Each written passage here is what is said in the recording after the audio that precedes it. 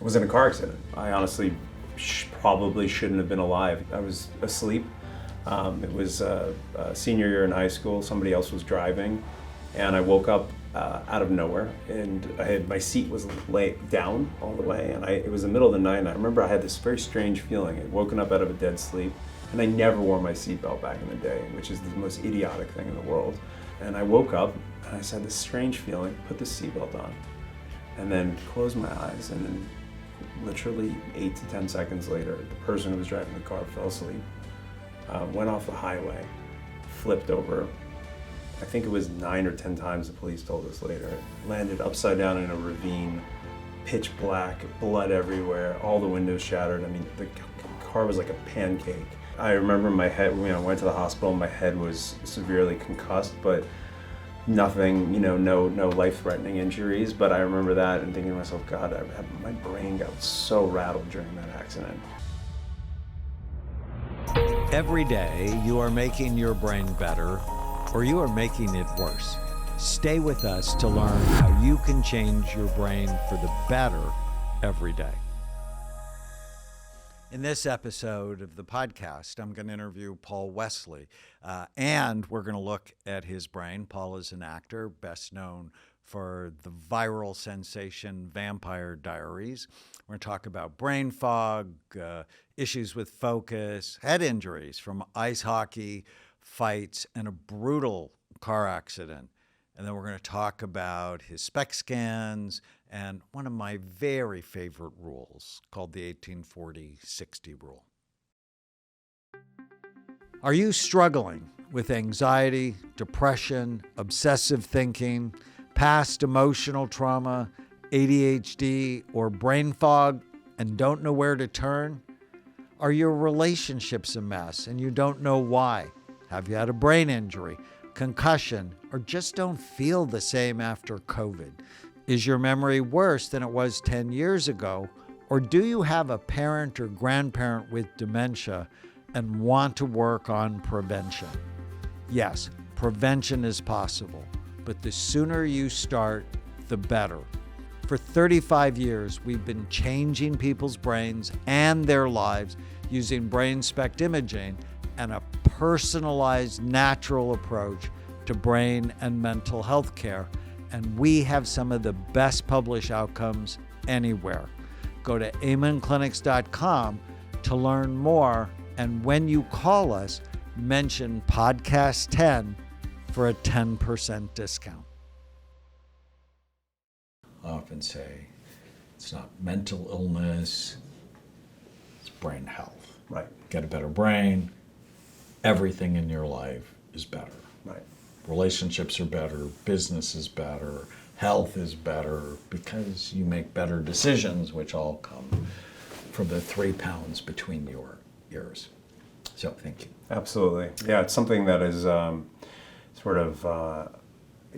when this opportunity presented itself, I was thrilled because it's not something that is often done. We don't look under the hood of the, car in this way. And so I'm, wildly curious, but also very excited about embarking on this type of brain health journey myself.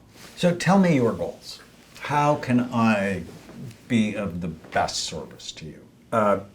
So, look, I definitely, I'm at that age, I'm 42, where, I've sort of hit this, I've definitely lost a lot of the steam that I had in my 20s and 30s. And I sure, being productive, I think, is an issue. I definitely feel more lethargic. I have more brain fog. I have more memory issues, things that were not as big of an issue in my 20s and 30s.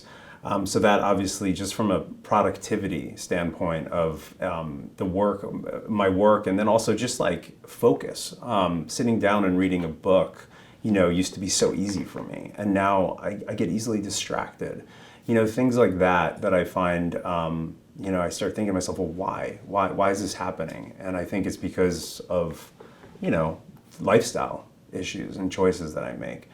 So I would love for you to guide me and help me, be a better version of myself. And then also, frankly, to be happier, because I do think sometimes, we have all sorts of our habits and our lifestyles that affect our brain can also affect our mood, obviously, or your brain is your mood. And so I find sometimes, I'll start getting agitated or I'll get depressed, and I won't even know why.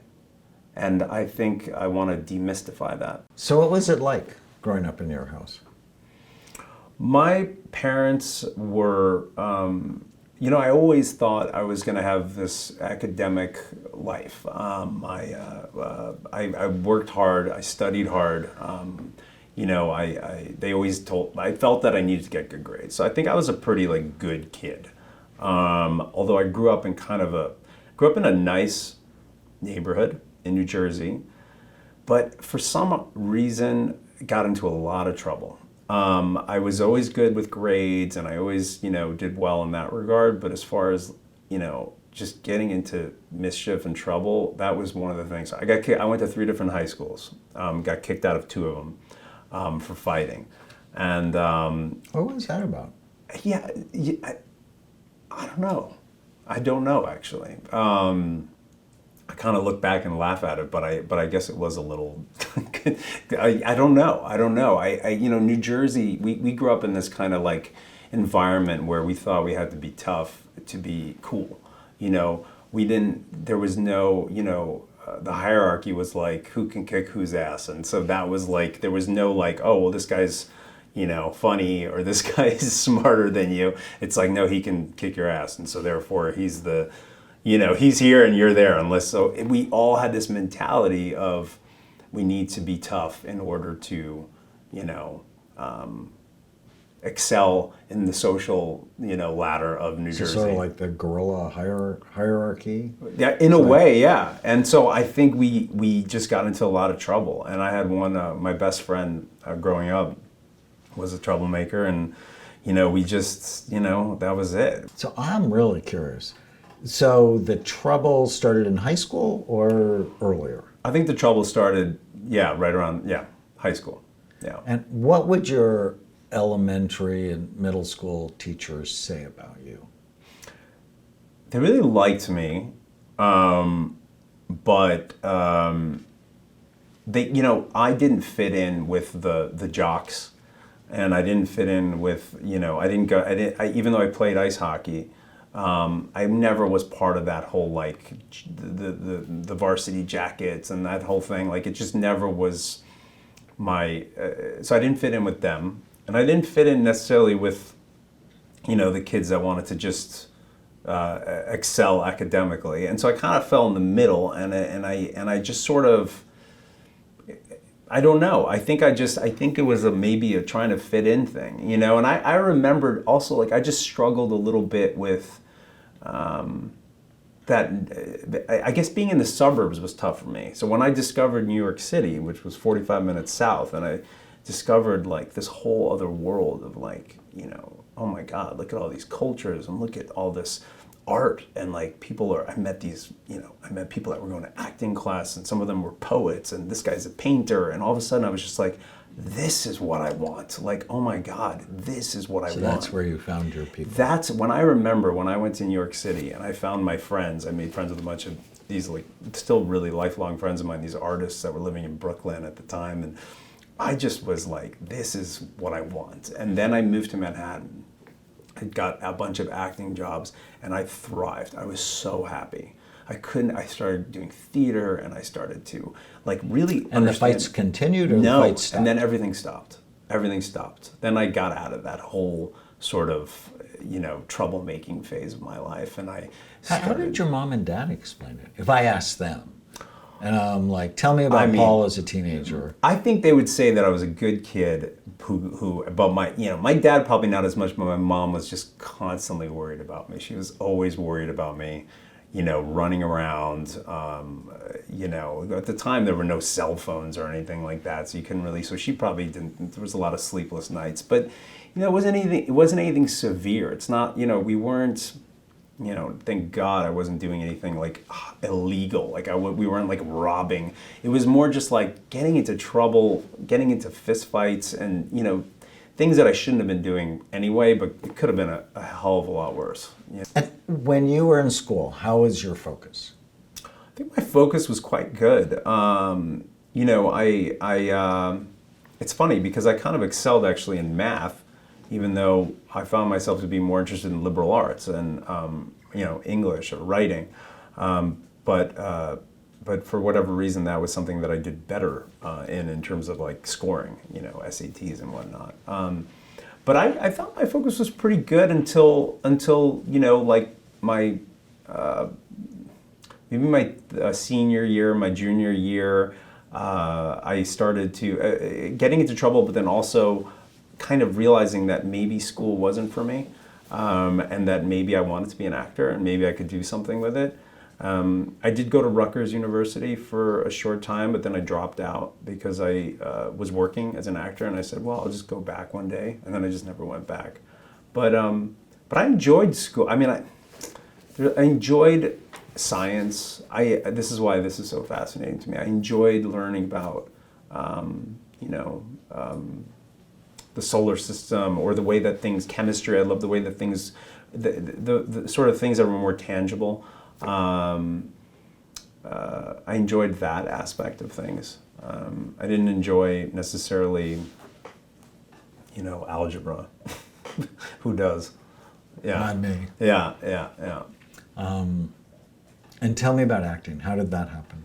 When did that become an interest of yours? So I got kicked off the hockey team for, you know, whatever. And then I was going to this all-boys Catholic school. I was bored out of my mind, and there was a theater program there. And it was the only time that you could interact with girls because they had girls from different schools in the plays alongside the boys. So it was almost like the theater program was like not really part of the school, but it was. And I said, well, I need to do this. And so I started doing theater, and I was pretty good. At least that's what they told me. And so I started taking a bunch of acting classes in New York City, and an agent saw me doing like a performance on stage. I don't know what I was doing. And he said, do you want to audition for things? And I said, yeah, sure, why not? And I ended up booking like the second thing I auditioned for. And that was it, you know? And my parents were shockingly supportive of it. They were like, great, go for it. You know, they weren't like, oh, what are you doing? You need to get back. And they were like, okay, if you think you can do this, let's, you know, I think they believed in me, and I give them a lot of credit for that. And then you moved to New York when you were 16? Yeah, I had I was doing like a soap opera, and instead of commuting, I think I was even 15 or something, I ended up getting an apartment in the like West Village, you know, I had this apartment, and I was kind of going to school, but not really, and I was, you know, barely graduated kind of thing.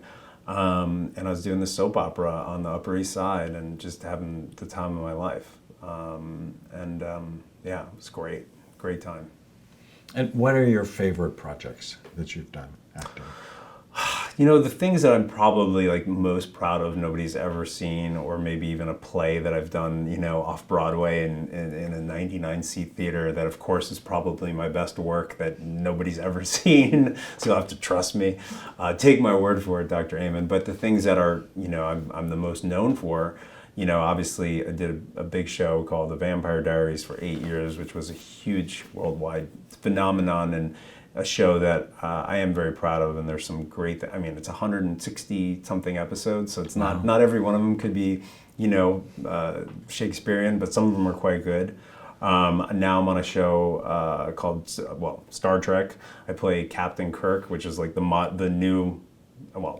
prequel to, it's a new series, but it's the prequel to the Enterprise. So it's Captain Kirk before he was captain. So I'm doing that, and I'm actually... Is that out? It is out. It is out. It's called Strange New Worlds. Yeah, it's really great. It's on Paramount, and there's some stuff coming out next season that I'm particularly proud of, that I can't wait for people to see. So this is a little plug for those who are watching. So that's something that I'm very excited for people to see.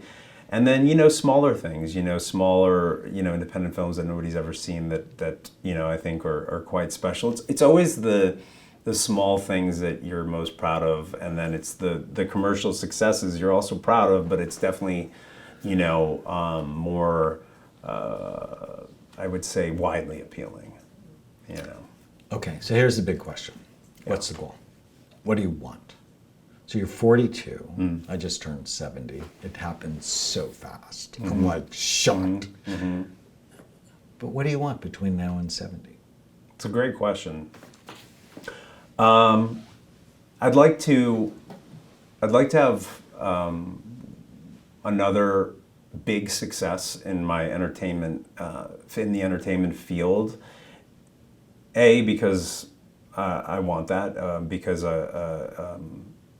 I'm someone who likes to accomplish and achieve things, but also because, I do feel a little bit pigeonholed. Even though I'm doing Star Trek and Captain Kirk is this iconic role, I do feel that most people come up to me on the street, it's typically from the Vampire Diaries, and it would be nice to have one more thing in the portfolio, in the resume, that people go, oh, and that thing, and so, because it's sort of like, to just be sort of known for one thing, it can be a little kind of, in a way, suffocating, because people identify you as that, and you want to be identified as more, Although I have a rule for you.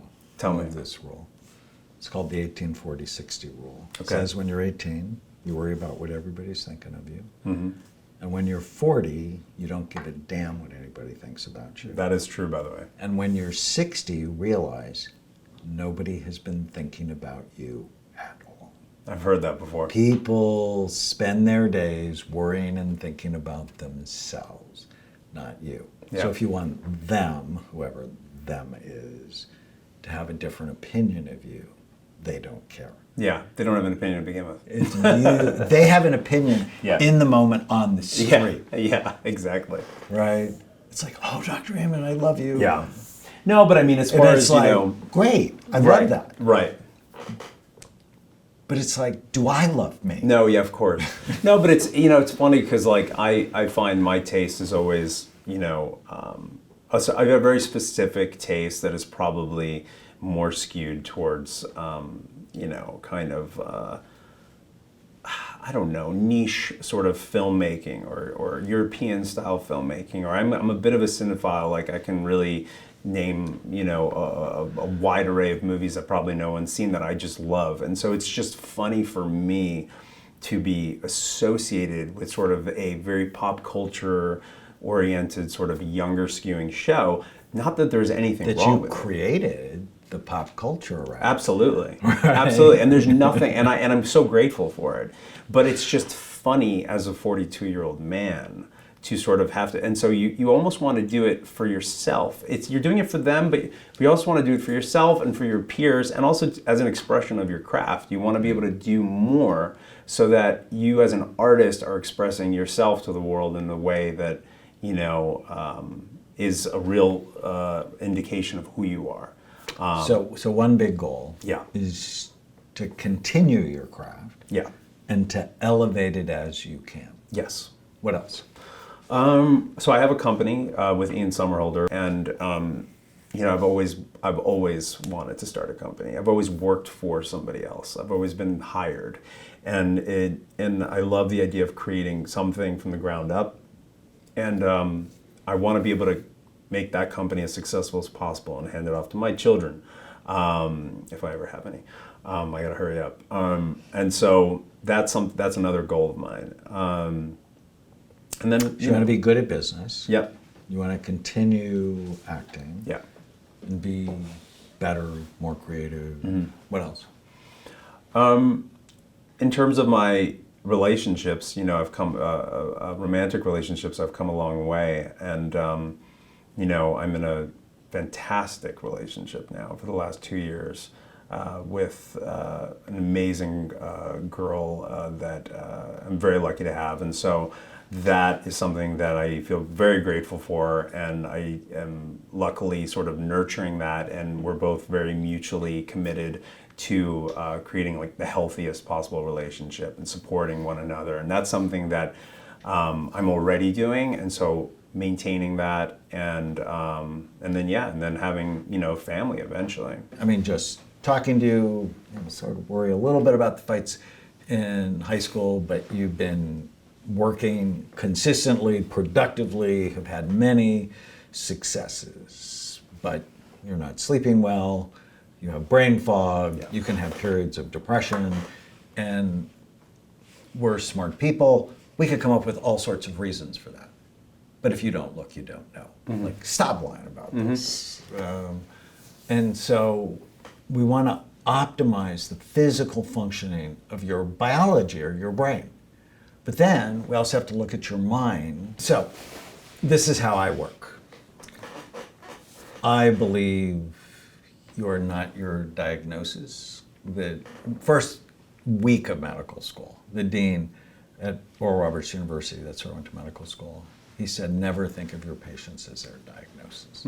Always think of them in 4 big circles.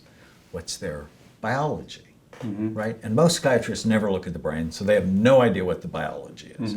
We look, because how would I know what's going on in your brain unless I looked, right? So there are SPECT cameras in every major hospital in the world, because they do SPECT heart studies, SPECT bone studies, SPECT lung studies. And brain SPECT has been around for 30 some years. Okay. And it was really exciting in the early 90s, but the American Psychiatric Association said, oh, you shouldn't do it because it doesn't go with the Diagnostic Bible, the DSM.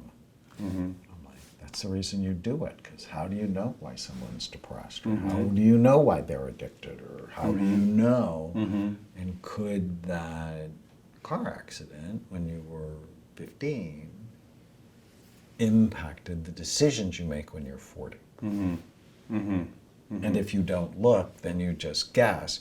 And the guessing leads to, oh, you have a personality problem. Right. Right. Oh, you're antisocial, or you're borderline. Right. And I think that's name calling. Right. That's the ultimate form of gaslighting. If you don't look, you don't know. Head trauma. This, I think, is important for your scan as we try to explain it. So I want you to sort of walk us through some of the head traumas you've had. Yeah, ice hockey is, it's legal to just, do a hit, and so I've been hit many times open ice and against the boards, and I've definitely had blackouts. So that's something that. How many times did you have blackouts? Blackouts in my life? No, playing hockey when you were. Oh, playing hockey. When did you start? When I was 6 years old. Seriously? Yeah. You were on the ice when you were 6? Yeah. 6 years old. Very serious. And you played until you were how old? Played 5 days a week till I was, till I started acting very seriously. It was probably till about 16. So, yeah, very seriously playing though. 17, something like that. So this is sort of a big deal because it's repetitive and it's for a long time. Do you know who Paul Correa is? No. He's in the Hall of Fame in the NHL. Oh, wow. He's one of my patients. Oh, wow. Played for the Anaheim Ducks and had some wicked I'm sure. concussions. Yeah. And I also, I went through a period where I got into boxing. So I was boxing for a short time. So that, I'd never had some severe knockout in the ring, but definitely, sparred and got a little knocked up. And then, the stupid high school fights. I've been laid out. I mean, I've been knocked out multiple times. So I wonder, right? So this is my brain. Yeah. You're playing hockey since you're 6 years old. Your brain is soft. It's about the consistency of soft butter, tofu, custard, somewhere between egg whites and Jell-O. Wow. And it's housed in a really hard skull that has multiple sharp bony ridges. And when we look at your scan in a minute, it's your temporal lobes that are hurt. If you just feel that, it's almost as sharp as a knife. Wow. And so you get knocked against the board, your head hits the ice. Sure. Your temporal lobes, which are right here, they get hurt. It tears neurons, it tears blood vessels, it causes Sure. swelling and inflammation. It's not a good thing. No, it's not.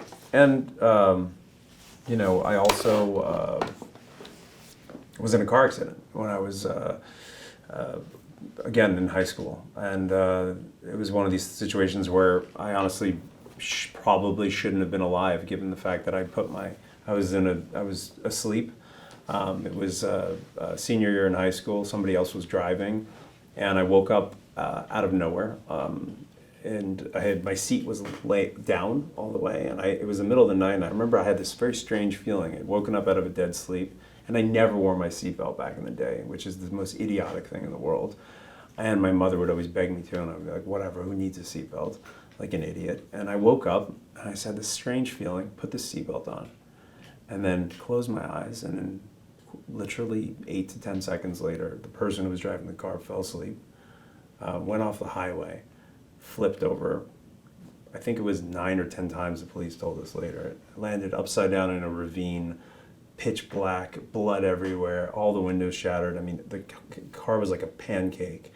And got out of it. I remember my head, I went to the hospital, my head was severely concussed, but nothing, no life-threatening injuries. But I remember that and thinking to myself, God, my brain got so rattled during that accident. And who knows, that may have been a factor as well. And you were how old when that happened? 17. 17. Yeah. So now the trauma is stacking. Yeah. Right? Hockey every day, 5 days a week from the time you're 6 to the time you're 16. That's a long time. Yeah. Fights at school, Yeah. boxing, bad car accident where you nearly die. Yeah. This is where I believe in guardian angels, where it's like, Yeah. put your seatbelt on. Yeah. Yeah. And That was really something. because you're here Yeah. for something. Yeah. Okay, so let's talk about your brain. So we do a study called SPECT, and SPECT stands for Single Photon Emission Computed Tomography. It's a nuclear medicine study that looks at blood flow and activity, how your brain works. And it basically shows us 3 things.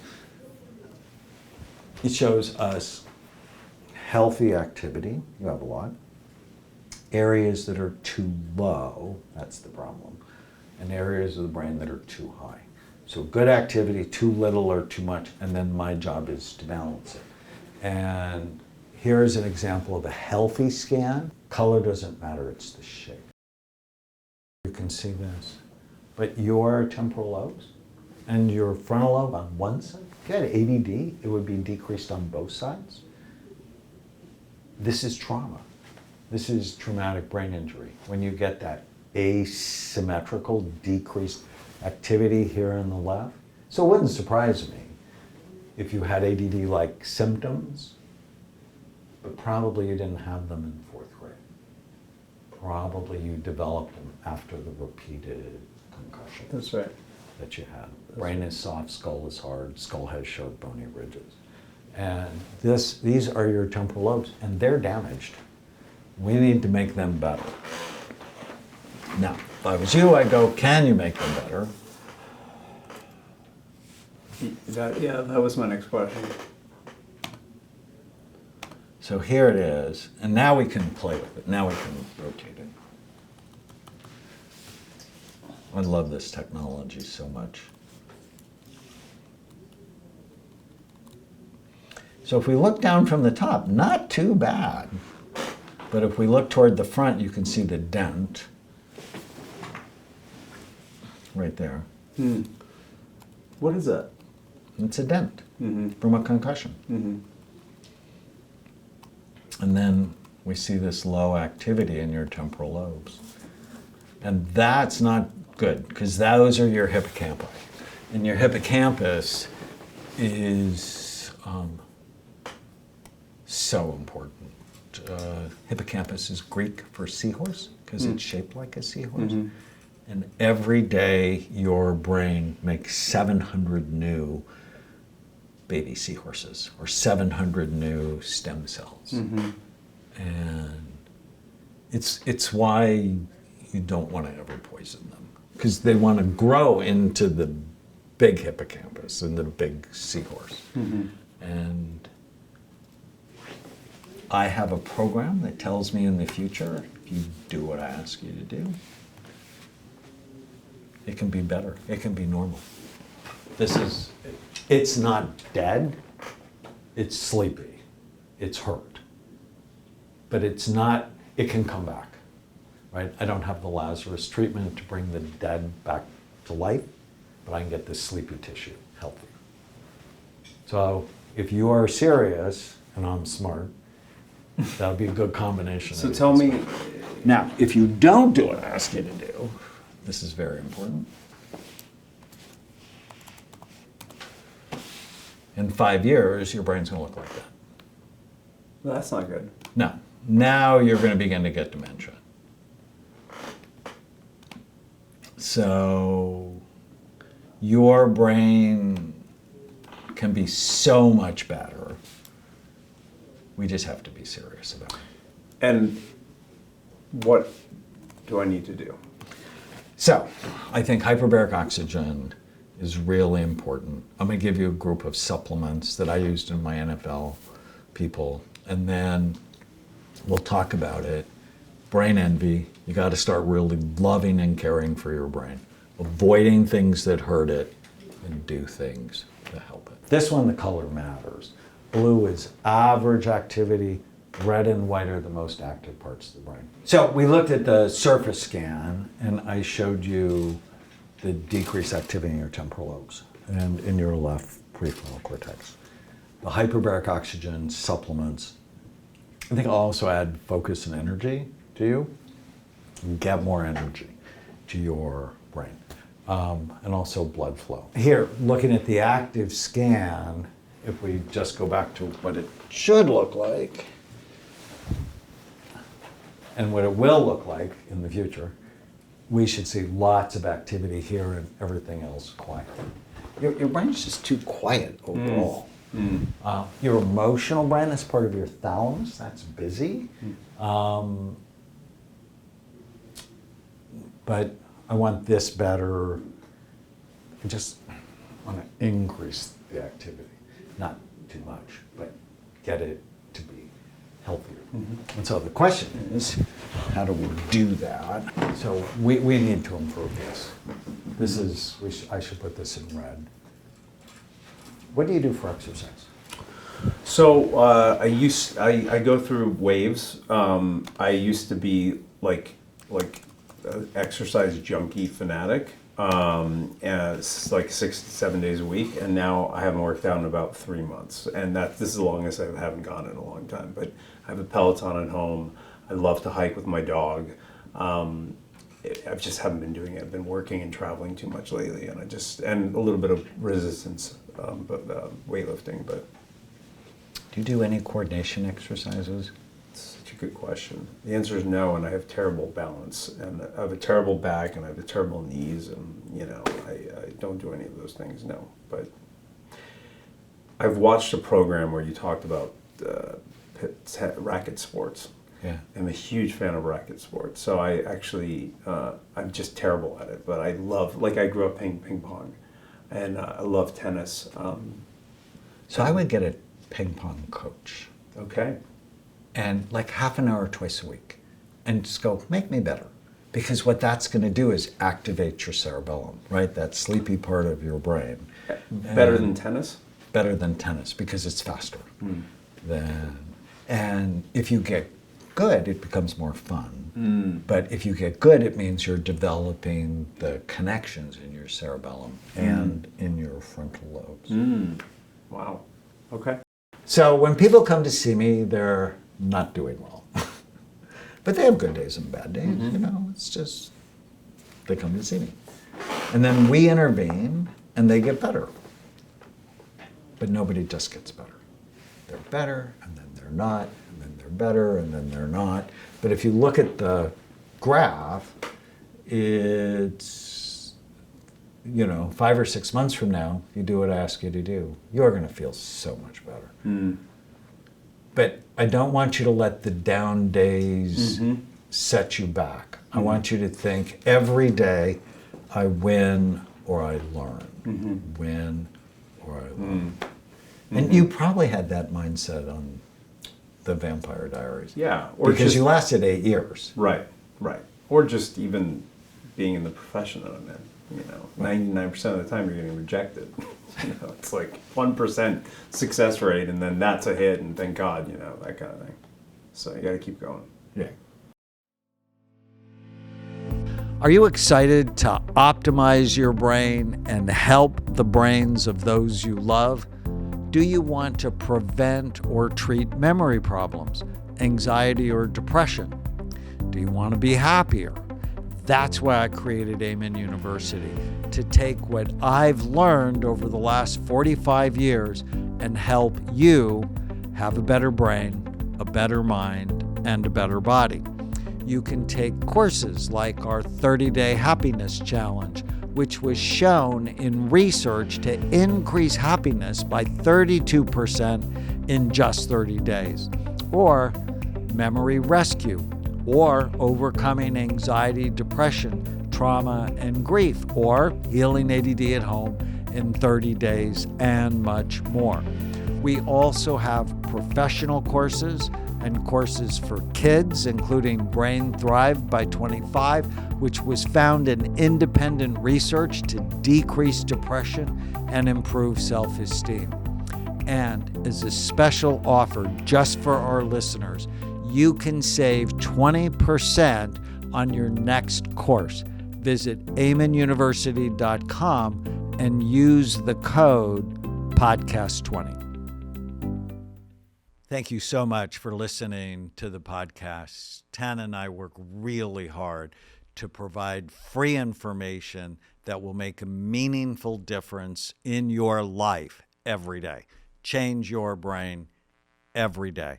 If you liked it, please subscribe, leave us a review. And if you have a story of transformation you want to share with us, you can do that by DMing us at doc_Amen on Instagram. Thank you so much.